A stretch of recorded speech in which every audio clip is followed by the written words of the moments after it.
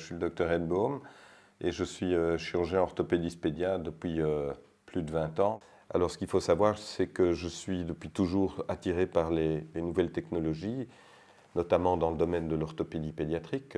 La fabrication d'orthèses ou d'attelles par imprimante 3D, c'est un peu au goût du jour.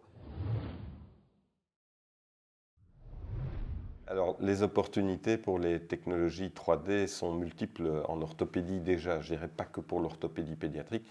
Et ce qu'il faut savoir, c'est que le 3D est quelque chose qui pour nous est fondamental.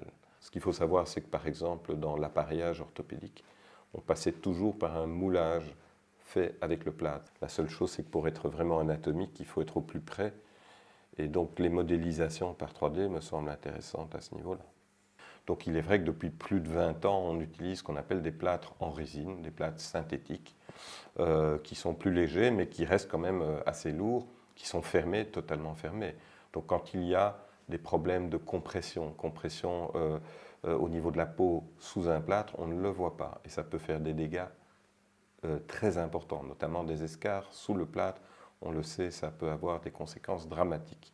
Passer à un système, je dirais, tel que je l'ai vu avec les attelles 3D faites par la société Spentis, permettent évidemment de mieux visualiser l'état de la peau, c'est plus léger, ça résiste à l'eau, ça c'est un plus, et nous n'avons pas besoin d'avoir ce genre d'attelle en urgence. On peut la confectionner dans les jours qui suivent le traumatisme.